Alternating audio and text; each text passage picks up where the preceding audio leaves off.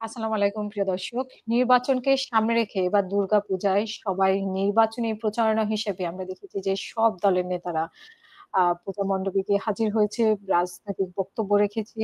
মানে সবারই, সব দলের মধ্যেই আমরা এই জিনিসটা দেখেছি। এবং এইবারে পূজায় মনে হয় এত বছর পরে সব দলের নেতাকর্মীরা উপস্থিত হয়েছেন। আগেও হয়তো হয়েছেন কিন্তু এত ব্যাপকভাবে আমরা উপস্থিতি দেখিনি বিশেষ করে জামাতে ইসলামকে।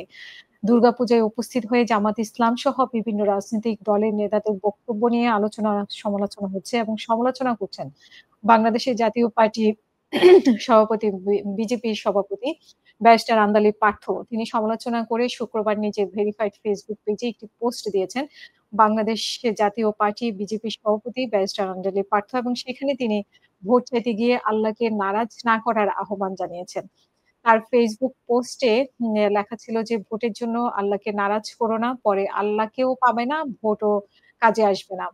প্রত্যেকেই নিজ, নিজ ধর্ম স্বাধীনভাবে পালন করবে এবং এটা সুনিশ্চিত করা আমাদের সকলের দায়িত্ব। আল্লাহ আমাদের সকলকে হেদায়েত দান করুন" এমনটাই বলেছেন। দুর্গাপূজায় পরিবেশনে গিয়ে বিতর্কিত মন্তব্য করেছেন জামাতে ইসলামের আলোচিত আইনজীবী অ্যাডভোকেট শিশির মনির। তিনি রোজার সঙ্গে পূজাকে তুলনা করেছেন অভিযোগ করে অনেকে সমালোচনা করছে। এর মধ্যে ব্যারিস্টার পার্থ সেদিকে ইঙ্গিত করে পোস্টটি করেছেন।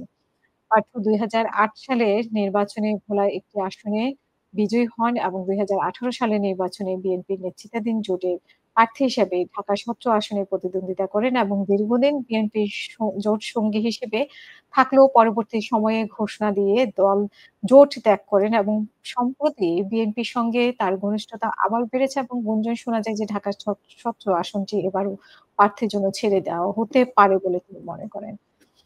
অনেকেই মনে করছে। তিনি মনে করেন না, অনেকেই মনে করছেন। তো প্রিয় দর্শক এই পর্যন্তই। পরে আবারও কথা হবে। আল্লাহ হাফেজ। আসসালামু আলাইকুম।